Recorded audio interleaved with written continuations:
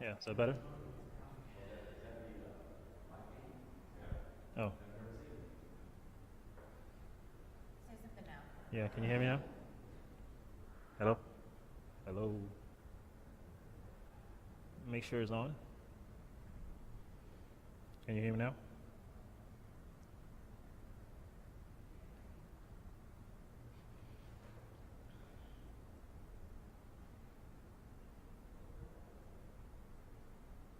It's delayed. Okay.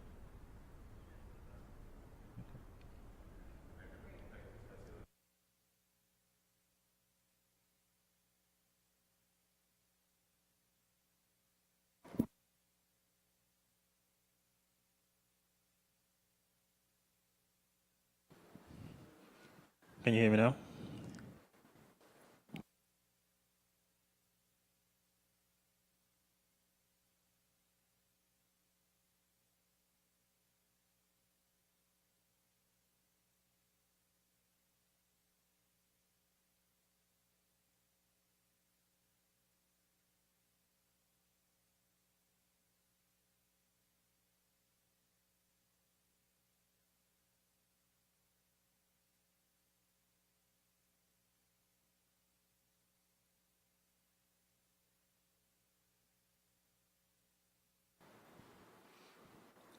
Testing.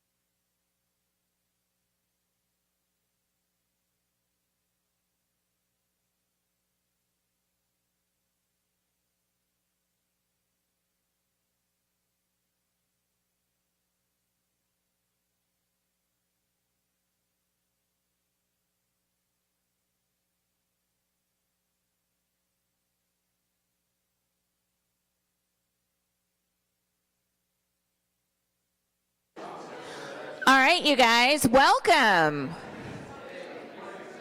Good morning. Oh my God, it's like being in church or something. That was impressive. So many things to say. It's always fun to have a lively crowd, right, Moff? Excellent. So as you guys make your way to a chair, I want to welcome you and say thank you for joining us this week for Lift the Rock. We have Lift the Rock every single week on Tuesday morning, and we're really glad that all of you guys are here. So, as always, we want to give a special thank you to our friends at the Little Rock Regional Chamber of Commerce for all that they do to help support the local entrepreneurial ecosystem. Again, if you guys haven't met the Chamber's newest awesome team member, there he is. Be sure that you stop by and say hello before you head out today, because he is a guy who is worth knowing. So, also thank you to our friends at the Little Rock Tech Park for everything that they do and for the use of this magnificent space. There was a fantastic tour of the Tech Park this morning by the Downtown Little Rock Partnership. A bunch of great people through the building this morning. So if you haven't had a chance to take a tour yet either, we encourage you to do so. As always, during Lift the Rock, we love a little social media love. So if you would get online and use the hashtag Lift the Rock, you can tag the Venture Center online at Venture Center on Twitter. And you can also find today's presenter, LumoXchange, at LumoXchange, also on Twitter. We like to keep it simple with the simple Twitter handles, Just be sure that you use Lift the Rock, and photos are always appreciated. So while you're online sharing the social media love, if you are a Venture Center member, be sure to hop onto our screaming fast Wi-Fi provided by our very own entrepreneur in residence, Lou McAllister, and his company, Broadband Development Group. Broadband Development Group's Hyperleap product is 1 gig up and down, and I wish I could get it at my house, but I can't, because it's only for the multi-tenant buildings downtown, which makes me a little sad, but it's almost enough for me to move downtown. That's how much I like the Wi-Fi at work. Alas, if you are not a Venture Center member, the first step to rectify that is talk to Ashley. But if you haven't taken care of that yet this morning, you can hop on to the Tech Park's guest Wi-Fi. It's LRTP guest, and that is wide open, no password required. So what's the one thing that entrepreneurs really need to be successful? Silence. Silence is not the answer. Yeah. Money. We believe that capital is fundamental, but the way you get capital and the way you find talent and the way you really grow and get exposure for your company is through connections. And Lift the Rock is designed to facilitate those connections between the existing business community and the budding entrepreneurial community. And to that end, there we go. I don't like it when the clicker doesn't work, and sometimes I make weird sounds when that happens because it's very upsetting to me. So to that end, today's presenter needs to meet these kinds of lovely individuals. Moff, the CEO of LumoXchange, is actively looking for summer interns, specifically in marketing and coding sides of things. Always he's looking for investors, and he's got a little special something he's going to talk to us about today. We need to vote for Moff. And you can actually do that every day for a while so that he can win this really cool award from rimtech.org. So to vote for Moff, you go to rimtech.org/LumoXchange to vote for him. And I'm sure he's going to tell us a little bit more about that process during the pitch. So with no further ado, we're going to welcome Moff Sanko. We're going to put a load of energy into the room. Give the man some love. All right, Moff. Thank you. Good morning. It's glad to be here again to present in front of the Lift the Rock community here. My name is Moff Sanko. I'm the co-founder and CEO of LumoXchange. This will go forward. There we go. LumoXchange is the world's money transfer marketplace. Essentially, we've created a localized currency exchange marketplace to facilitate global payments between two countries. And typically, we provide services for people who are expats who live in the US, or people who are immigrants here who support family across borders. But what I want to talk about is provide some context to the industry that we're actually working to disrupt. And I'll start off with a word called Hawala. I'm going to stand over here because I think the clicker. Okay, all right, cool. Hawala means transfer of trust. It's something that actually dates back from the 8th century. It was an informal value transfer system that was used during the Silk Trade. So if you imagine in the 8th century you were in the Middle East and you needed silk from India, it was a way of actually transfer value from one country to another. It was the foundation of actually transferring goods and value. It's also a system that was used early on when it comes to transferring money, where you have an agent network. So you'll go into a retail location or somebody who actually has ties to a different country. You'd say, I want to send some money or gold, and essentially they'll have an agent on the other side of the world who would then provide that services of paying out to your beneficiary. In the 8th century, the money actually never moved from one country to another. Essentially, the silk trade made its way all the way to the other side of the world so that the person, agent one, essentially is able to provide payout for you in a different country, but the funds never really left. From a banking standpoint, this is how the banking system works when it comes to funds transfer. So you have your bank or Western Union or all the guys who provide these services, and then you have payout agents in the different countries, and they have a settlement process. So fundamentally, the process hasn't changed, and so that became the modern adaptation of Hawala. So essentially, in 8th century, like I said, it's the same business model, two agents on two different sides of the water, so to speak. You had Western Union in the 1980s who used their telegram system and the agents of networks to say, hey, we're going to actually provide transfer services between two countries using their agency network. And then in 2001, Zoom, which is now owned by PayPal, innovated by moving the transaction online. So you no longer needed to go to a retail location to transfer money between two countries. You can do it online. So that was the first really major innovation of money transfers. And then in 2011, Transferwise, which is another fintech startup, realized that there's not too much transparency in the market. So they decided to say, we need to provide better rates. So they used the interbank live rate that you see on Google to be able to provide transfer services.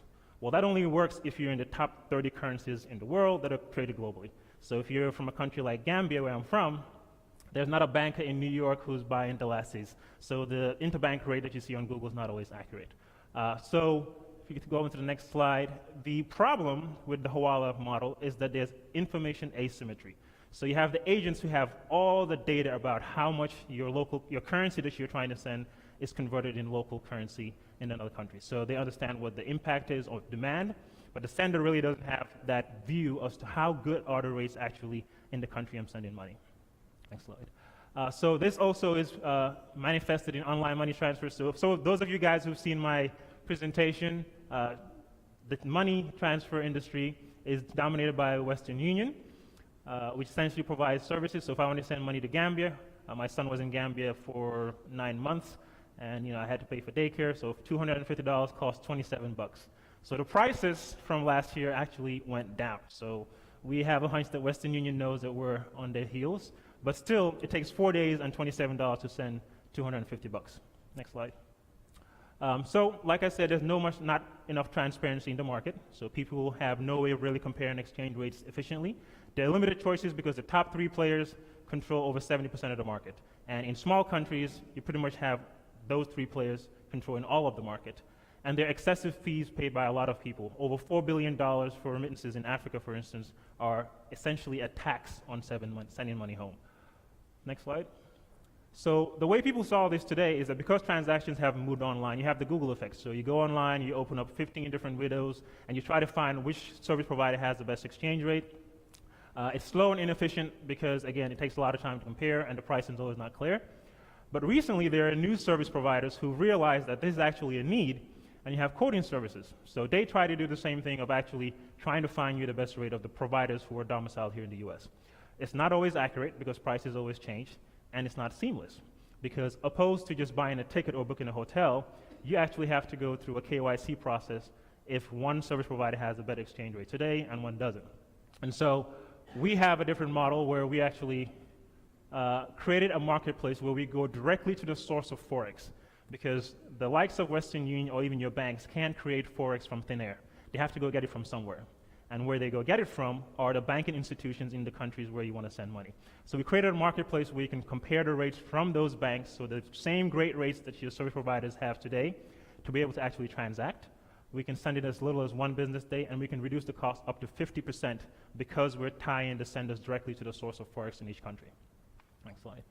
So the system is based on a localized exchange marketplace. So we have local agents in each country who are going to tell you what is a US dollar worth in local currency? And you're able to then figure out which one you want to go with. So most likely you'll go with the service provider that gives you more for your US dollar, and you're able to actually transact. So the core of our systems are local exchange networks in each country that are made up of banks and forex bureaus. Next slide. So the process works just like booking a hotel, but you can actually complete a transaction on our platform. In that example, sending money to the Philippines, we partnered with some of the largest banks here. You can see how many banks they can deposit into if you're doing into a bank transfer. You can see the locations, the different rates. So in this scenario, Development Bank of Philippines has the best exchange rate. You'd receive about 4,900 pesos. You can pay for your transfer right online. You get a code, and then you'll be able to track the transaction. We'll keep track of how things are going. We'll send you text messages and updates as to where your transaction is. So in 3 easy steps, you're able to do everything that I described earlier. You're able to find the best exchange rate locally. You're able to pay for your transfers as well. So our local exchange networks leverage the disbursement technology of each partner that we have in that country. So it's a plug-and-play model. So if one of our partners is able to provide all 4, being able to provide a bank transfer in that country, a cash transfer, mobile wallet, or prepaid card, it's really just plugging into our platform via API, and essentially they can offer that. So think of it as a way for our local partners who we have to be able to expand their brands outwards. Next slide. And so here's a comparison of how the experience works with Western Union. In that scenario, sending money to Gambia, they'll give you one rate, as you can see there, cash pickup, versus with LumoXchange. These are the same banks that Western Union goes to purchase Forex, or Delasis in this case. So you could see 43 Delasis for $1. The best rate is 45, the lowest is 44. You save 50% of the cost. That's about $5 savings. 70% of the population in Gambia lives on less than $3 a day. So that's a lot of money, right? But essentially, what we do is that we remove all the risk that associated with hedging because it's a marketplace. This is a very small market, so it's a small indication, but the next slide talks about the Philippines market, which is the 4th largest market in the world. Zoom, which is very competitive in that market, essentially has, again, one rate that they're giving you and the fees, and we're showing them the different rates. Again, these are the same banks, if you go to Zoom, that Zoom goes to buy pesos, and these are the same banks that are bidding on our platform. And this scenario, we reduce costs by 25%. 40% of the population lives less than $3 a day, and we're saving it by half. So you can see that we're actually opening up the market, and we're allowing people to get the source of Forex in the country they're sending money. And this is a little known secret that every immigrant knows, is that I can get a better exchange rate in the Philippines, in Gambia, in India, or wherever I am at, versus what a company here will quote you. Next slide. So our competitive advantage is that we're going to be the first to market to provide a localized exchange marketplace where currency can be traded with these banks. We're getting the actual interbank rate that are published by these institutions in each country. We have an open marketplace where you can actually compare rates, and we have monetary experts in every single country. So as we grow this company, we don't have to have a trading desk. We don't have to have experts to actually watch the currency markets for each country, because our banking institutions that we partner with inherently do that already. No forex risk, because we don't hedge currency, we convert per transaction. So again, simplifying our operations, no trading desk required, and we have the most ease of use platform to be able to search, compare, and send money. So when you think about our competition and where we sit, in the top left-hand corner there, you have incumbents, which are typically new fintech startups or existing operators like Western Union and Zoom. They're able to provide you the service of sending money online, but there's no comparison because they kind of like the airlines in this example. And then these are recent fintech startups, so they're trying to solve for what I like to call the Google effect, because transactions are moving online, so people want to search and compare easily. They can provide comparisons, but you can't send money online. We're going to be the only company that can provide a localized currency exchange, so we're not only comparing, we're not comparing companies here, we're comparing companies that provide Forex locally. So we have a very compelling competitive advantage, and we can provide both for customers. Next slide. So how big is this market? It's pretty significant, over $1 trillion on consumer-to-consumer transfers done in 2014, which represents about $45 billion in revenue. That's one channel that we will be going after. And then in the future, there's a business-to-business transfer, which is $155 trillion. And that's continuing to grow as the world becomes more globalized with trade. That represents $170 billion in revenue as well. Next slide. So the market we'll be going after initially is the remittance market, which is a subset of the $1 trillion consumer-to-consumer market. Over 247 million potential customers across the world, $610 billion sent back home, and 40% is unbanked. So using the banking institution not always beneficial because people are more likely on a mobile phone in some countries than a bank account. So we're able to service all bank transfers, cash pickups, mobile wallets, and so on. Next slide. Our customer profile in the US, 42 million immigrants, expats in the US, about $43 million in annual household income, and send money about $1,400 per household 4 times a year.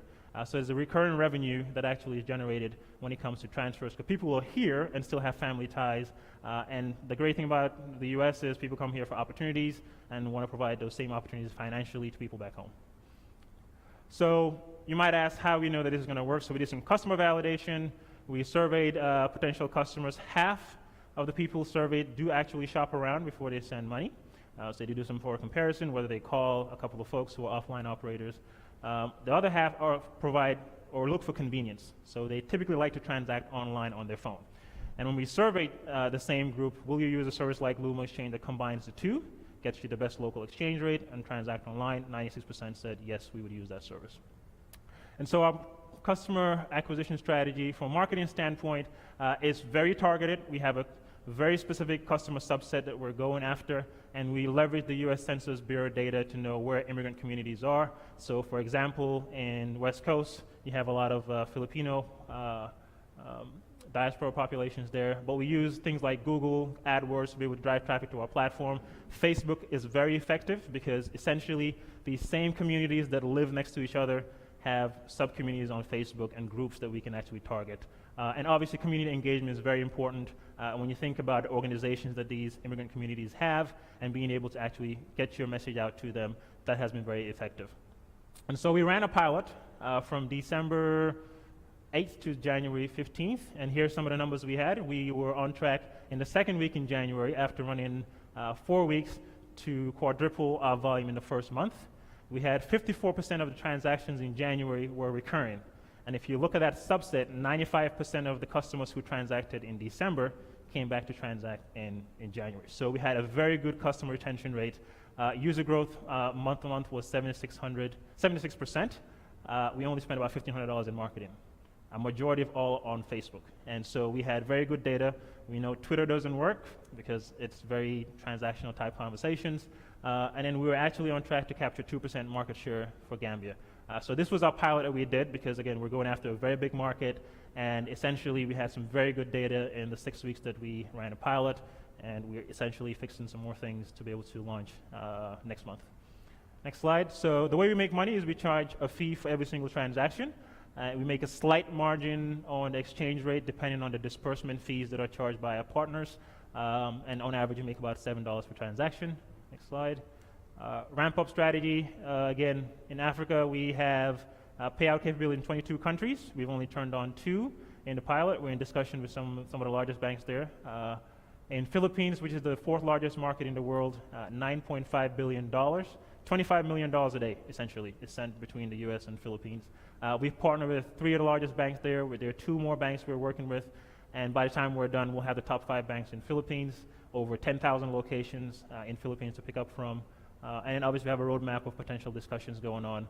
Our goal is to have deals signed to cover $60 billion of remittances in the US. Next slide. So last year we started the program. It's been a little bit over a year. As you can see, our first prototype was done in March. So we've achieved a whole bunch in less than a year. We've built a web app versus a mobile phone app because, again, people send money once a month, so it's not a high-use service. We created a partner advertising system so partners locally can actually advertise AdWords. We integrated with Bear State Bank, who's a processing bank partner. We have a compliance module. We ran a pilot training in November with some of our partners in Gambia and Senegal. We launched the pilot in December, and we're going to do a public launch in June. And so, again, in less than a year, we've done a lot in a short amount of time. That's the team. Myself as the CEO, background, worked for PepsiCo in strategy and operations. Mamour is our co-founder and CTO. He's a PhD in computer science. has done a lot of banking type work from a consulting and software development standpoint. And we recently brought on Tony Delamore, a compliance officer. Very important when it comes to financial services that you have a compliance person. And we actually are working to bring on our first full-time software developer here in the next week or so. Great advisors across the board. John Haley, who's resident here in Little Rock, John Chamberlain and Hector really do provide a lot of support for us. So we're very excited to be here to speak to you about an update. And don't forget to vote for us, remtech.org/LumoXchange. And that's it. Thank you.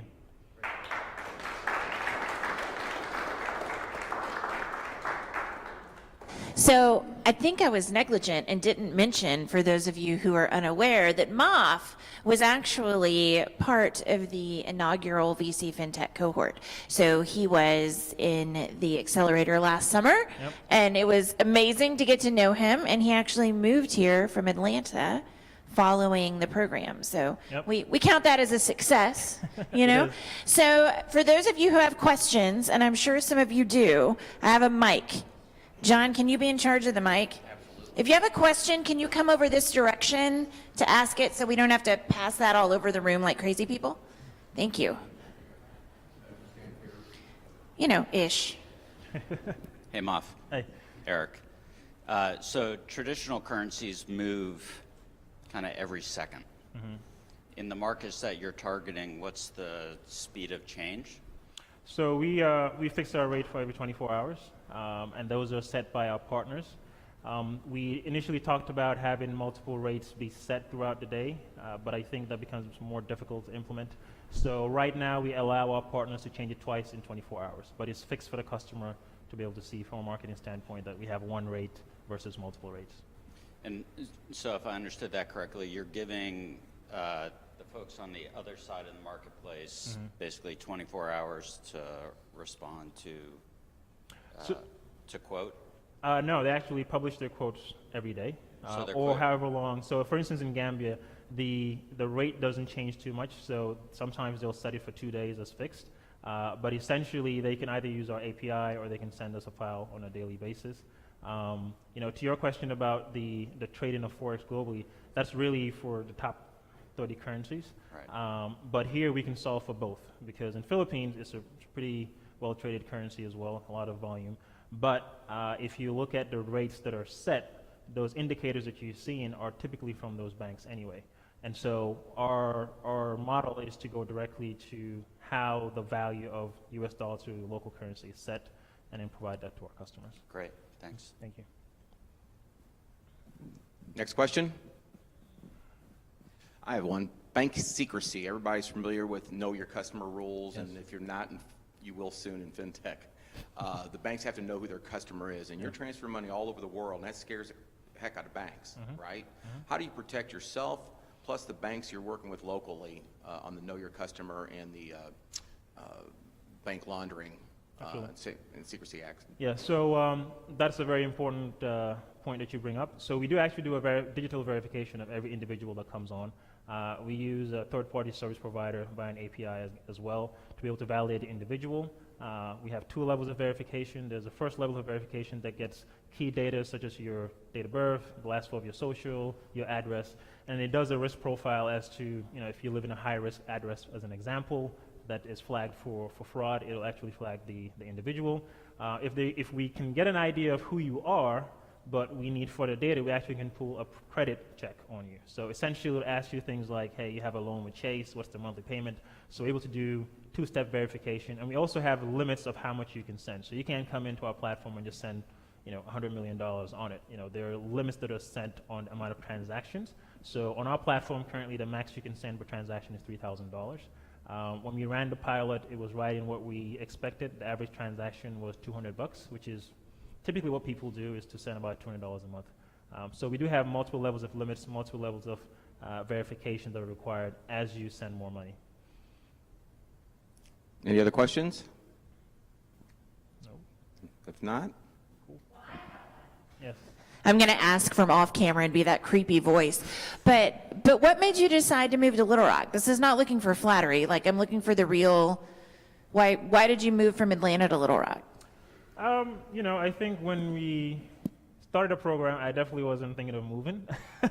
But I think when we came in and, you know, I worked with folks at the Venture Center, I had access to a lot of you know, community leaders and people who have experts in the industry we're in. So, you know, two of the advisors we have on the team have experience in payments. And obviously we partner with Bear State Bank to be able to offer remittances across the US. And we felt like that was a good reason to actually be closer to them. And low cost of living, so if you're trying to hire, you know, it's cheaper, so you can be more frugal, quote unquote, with capital. And it's a nice state to live in, so that's pretty much the reason. So really no other questions? I knew you had one here. Good morning, Moff. Thank you for being here. And we have our second cohort here as well today. As you speak to them this morning in terms of going out and developing relationships with banks, what advice can you give them today? Patience. That will be the biggest advice, because, you know, as any startups, you know, the two things you try to achieve is speed, right, and also growth. And so banks are not always looking at those things. They're looking at risk, and more risk and more risk. So I think is being able to understand what the bank is trying to do, what value you bring to the bank as well, but also provide you know, analysis to how you'd mitigate risk and how you'll be able to provide auxiliary service or extra streams of revenue for them. But you have to be patient because they have their process they're going to go through. So you're trying to raise money, you're trying to get your platform going, they have their own internal processes to go through, so your timelines may not always match up. But, you know, you have to be patient to understand what is the long-term goal you're going to go after. But, you know, be patient. Yeah. Yeah. So what's blocking the peer-to-peer model in this space? Venmo, for example. So Venmo is based in the US here, and they're doing, essentially they have a virtual wallet system. So you load your wallet and you do transfers here. If you go outside the US, you need to have a connected banking system to do it, and you have to have partners. So the peer-to-peer model works here, but when you go global, you have to build those banking relationships, and that's what we're doing. The other point that I want to bring up is the wallet here is based on one currency, and where we sit is the conversion from one currency to another. So whether, you know, you're transacting online or offline, at some point, whether it's Bitcoin or whatever it might be, you have to convert to a different currency. And so we're building a marketplace, a local exchange marketplace, to convert from one currency to another. And we feel like working with banks is the best way to do it. And did I understand you correctly? Did you say that you'll get a better rate in your home country? Yeah, so in the example, and I wish I had a platform, but if you look at the rates that are provided by your banks here or sort of like Western Union, they have to go to Gambia and they have to go purchase that foreign currency in bulk. They have to negotiate that rate. And so when they negotiate a really good rate, they'll come back to you, they'll add margin on that rate to make money. And also, the local companies there know the fluctuation of currency. They know the monetary policies that are going on. So you're always going to get a better rate. And so what we're saying is our model is to connect the sender to the source of Forex, because it does two things. It provides better rates for our customers, and the banking institutions able to purchase effectively US dollars or whatever currency we send and generate revenue as well. You got one? Do you see an opportunity to use Bitcoin in the background to reduce costs? I think Bitcoin, my theory on Bitcoin is that it's, again, you're always going to have to do conversion. Where we see it playing is if there's a local Bitcoin provider in Philippines, they can plug in to convert US dollars to Bitcoin and then pay out there. So we're not in the business of trading. We essentially are providing, that's why we call ourselves the world's money transfer marketplace, in that we could effectively add Bitcoin as a payout option in Philippines, but we are not going to be trading it. We'll just leverage the local service provider. That's our model, essentially. Yes? Moff, how are you protecting your position? Barrier to entry, how are you building that wall, if you will, to protect your organization? Well, the barrier to entry to the money transfer industry is significantly high. One of the biggest barriers to entries are the fact that in the US, you need a license in every single state unless you have a bank partner. So the reason why the industry is not so competitive is because the likes of Western Union, MoneyGram, and so on already have the licenses. So if I came into the market today and I need to go state by state and I have this model, they have up to 2 years because that's how long it'll take me to react. So what we've done is that we've partnered with a bank to be able to go to market quickly. But our model is not only that we're able to provide services. We actually built a software platform to accommodate that. So the flow of transactions with the likes of Western Union is different. It's really just the speed to market. That is our biggest defensive position is that we are able to get to market quickly through a bank partnership, but we are also building this infrastructure not only with agreements, but also backed up by a software platform to be able to offer this. So, Western Union, as an example, has partnership with banks, Forex bureaus, agents, retail locations, and their model is to get the rate and push it out. So if they now have to convert to this, then who's going to be the payout partner there? They have to break a lot of contracts because fundamentally the model that we're pushing is different from what they are operating under. Talking about business development, I'm sure as you've done this more often, you kind of have gotten tuned to what a bank wants out of this. But for the people in the room that are earlier in their cycle, what are some discovery questions you've been asking or learned to ask banks to really figure out why they want what you're offering? Could you speak to that a little bit? So there are two sides to that coin. For the purposes of partnering here in the U.S., what we really provided as an opportunity for banks is that we're able to leverage an existing infrastructure that they have within their banking operations by pushing more transactions to them. So every single bank has an ACH system. And what we're going to be doing is we're going to pump all our transactions through that bank. We'll have all our balance sheets with that bank. So from the U.S. side, that is the value proposition. We actually signed the Philippine banks by just going on LinkedIn, sending some some sales emails, and we were able to sign, $10 to $40 billion banks. And we just didn't go to every single bank in the Philippines. We actually targeted and we did some research to say, okay, here are the players in the Philippines who offer payout services. So the banks we have combined, cover 70% of the payout options. So we went in using LinkedIn, we sent some sale presentations. So the only time I flew to the Philippines was to sign deals with them. But I would say, understand who your partners are going to be, where they fit, and if they're willing to actually take a risk with you as well. You can tell you got fintech people in here, the types of questions you're getting, they're awesome. Yeah. Really good questions. One more. Hey, Moff, do you have any, a vision to going into probably Mexico? And because I think Mexico is the #1 country with remittances. Yep. So any challenges in particular, or why haven't you penetrated that yet? Yeah, so if you look at our timeline, when we came into the accelerator program, we signed partnership with a few African banks because I'm from Gambia, so it was easier to do that. So we looked at the timeline we had in the 13 weeks of the program, and going into Mexico would have been difficult because everything would have to be Spanish supported. I don't speak Spanish, nobody on the team does.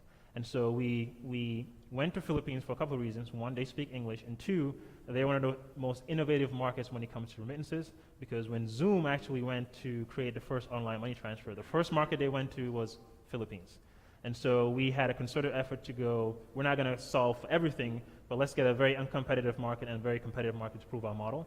But the roadmap does have every single country, and we want to push this out not only for remittances coming from the US, but from Europe, Canada, outwards as well. Yeah, and one of the reasons I asked is there's a huge market for that, and there's a Mexican consulate here in Little Rock, Yep. and I'm sure they would be willing to partner with you, maybe kind of help facilitate that, because Absolutely. the majority of Arkansas has the 4th largest growing demographic of Hispanics, and a lot of them are seasonal migrant workers that work here Yep. and send that money back. So going forward, it might be Absolutely. smart to kind of meet with them and see how they could help you facilitate that language barrier. Yeah, I agree. Absolutely.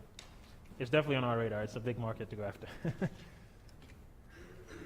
So on your needs list, you put a Spanish-speaking salesperson. Yeah. There you go. Yeah. So Tony, our compliance person, has been the first Spanish speaking. But we definitely going to need that. Support's going to be a big point. When people call, you need to be able to relate to them. Often very frustrated and apprehensive to use your platform because they're putting financial information. So it was a strategic reason why we did it. Not that we don't want to do it, but looking at the resources we have and the timeline, it made sense to scale up first in one market and then just leverage that knowledge base to another market.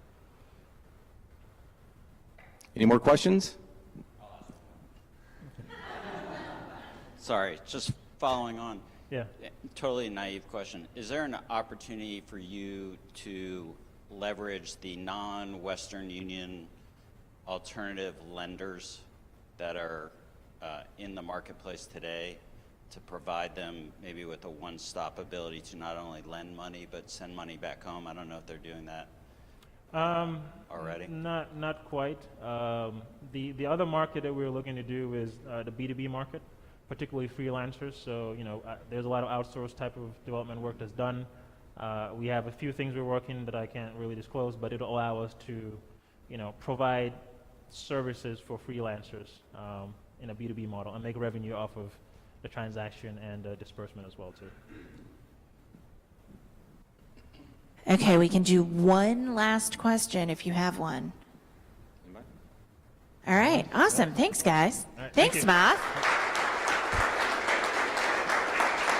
Okay. I'm going to take this clicker and I'm going to act like it's going to work. It is not. But yeah, like it's got new batteries and everything and it's RFID. I don't know what's happening. Moff, would you do me a favor? Can you click for me since I clicked for you? We'll make a little trade, you know. Okay, so this is the part where you're going to go to the next one. This is the part where you guys help us out. You are either sitting on little cards like this, or you have picked up little cards like this, or you are card adjacent, all right? But these cards are what we do in this program that really helps us make a difference. This is where you're going to indicate who you know that MOF needs to know. So you just write their name at the top of the card, and you give us your name and email address at the bottom of the card. We don't need this other person's contact information. We're going to reach out to you and say, hey, Rosemary, you said that MOF needed to meet your friend Diane, can you make that happen? Just a reminder. That's it. That's all we do. But we ask that you fill out those cards and give those cards to any of the Venture Center staff members so that we can track the connections made as a result of this program and report those connections back to our stakeholders. Easy peasy, right? So today, MOF is specifically looking for people that might be interested in internships this summer. He is looking for investors because I know no startups that are not looking for investors. He is looking for votes. So we're going to make giant posters that say vote for MOF, right? Be the change you want to see, right? And you're going to do that by going to rimtech.org/LumoXchange. Got it? No, see, I see your cameras taking pictures. rimtech.org/LumoXchange. What do you win, MOF?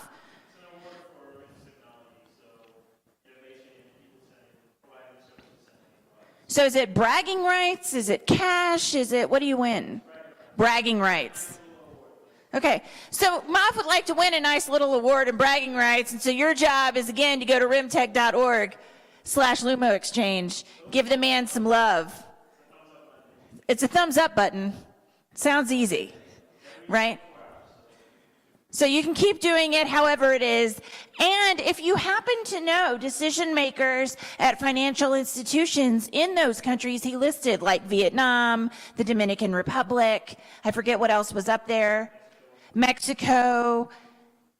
You can also take it up with MOF and ask who else he might need to know. But there are a lot of very well-connected people in this room this morning that I am certain know decision makers at banks in these other countries and or could help us make some, 3-4 level deep connections. So think about who you know, write the name on the card. That's all we're looking for. You can give it to me or Ashley. Yes, ma'am?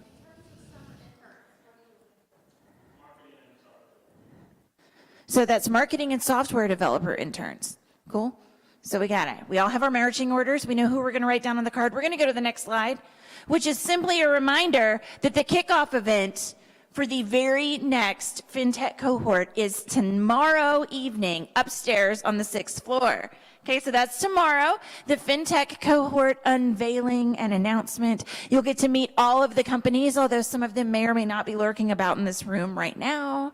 Anyway, the official program is tomorrow evening. Doors open at 4:30. Program starts at 5. The governor will be speaking. Gary Norcross will be speaking. Big doings, gonna be awesome. So we look forward to seeing all of you guys there. And then next week, we're actually gonna hear 1-minute pitches from the FinTech cohort. So if you don't get to meet them tomorrow, you're gonna get to learn a little bit more about them next week. So that's all. Fill out those cards, give them to all of us, drink the coffee, eat the muffins, and have an awesome day. Yay!